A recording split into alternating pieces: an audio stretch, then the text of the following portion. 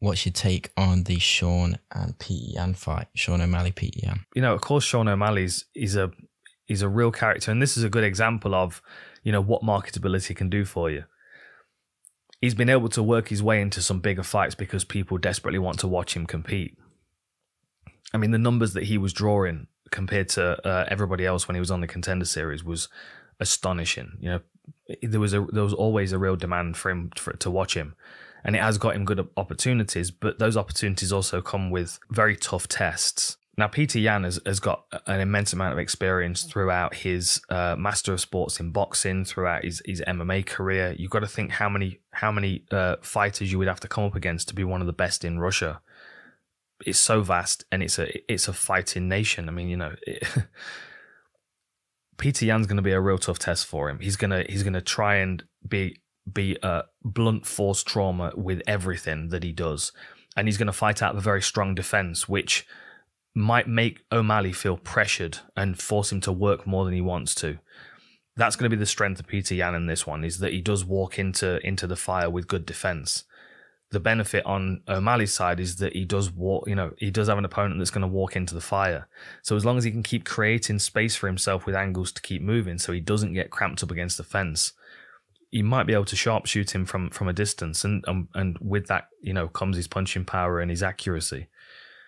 I'm not putting it past Sean O'Malley. It might be a step too far at this stage, but I do also hold Petr Yan in very high regard.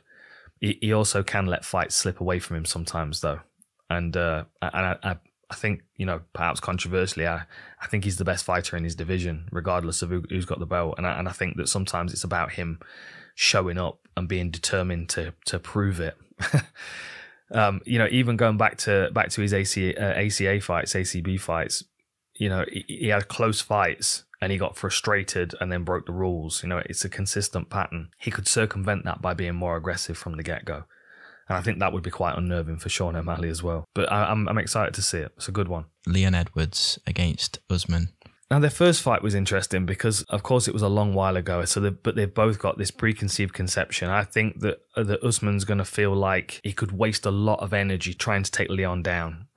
I think Leon's takedown offense, it was good when they faced off the first time, but I think it's a lot better now.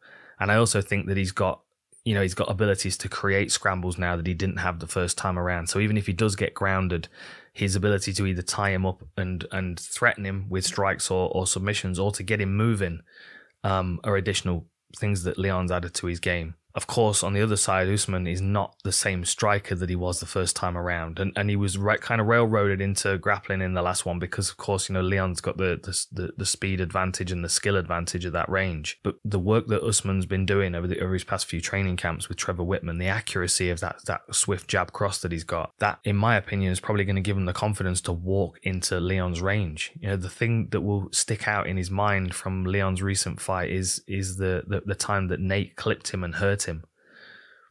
Usman is not expecting for a second that if he was fighting Nate, that would happen. So he's going to be confident that if he can hit Leon, he can hurt him. Leon could also flip it on him, though, and start to try and take him down. You know, because sometimes strong wrestlers do let their wrestling relax a little bit when they're investing a lot in other skills. And because Usman's striking is developing so quickly, you know, something has to give. Just a speculation, but that would be something I'd be thinking if I was Leon. I'm going to come out and I'm going to shoot on him straight away. And just, you know, kind of take him by surprise, give him a little adrenaline dump, make him work in a way that he wasn't expecting to in the first round.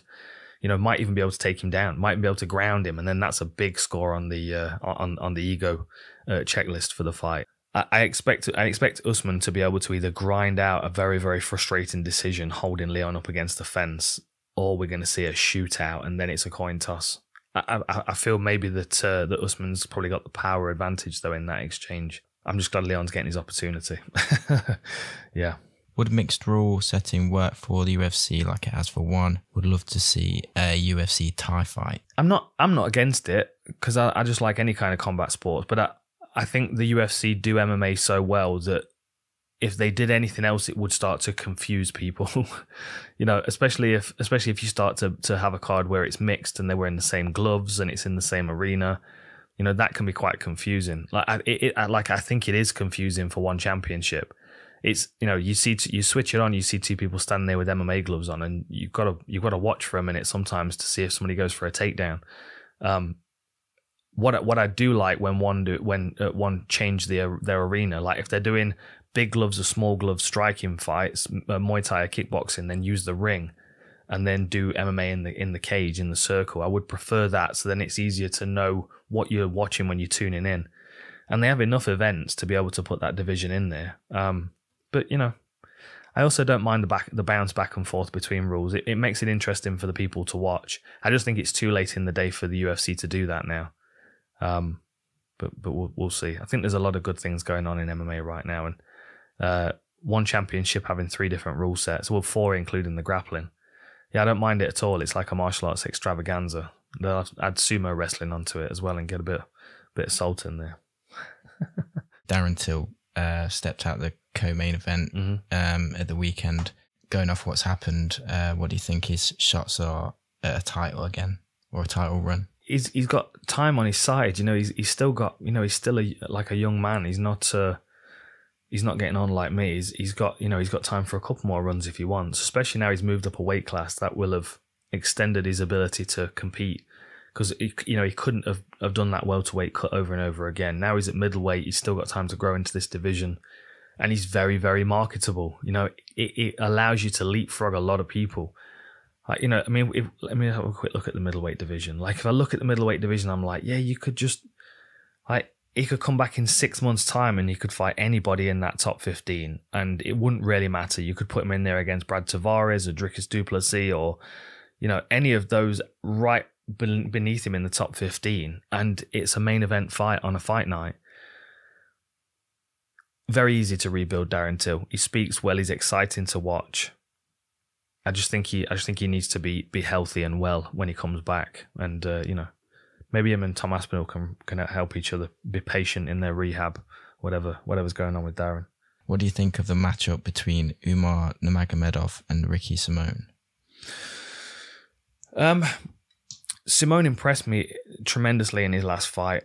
I mean, he's always been a well-rounded individual that was just behind the top elite pack in the division.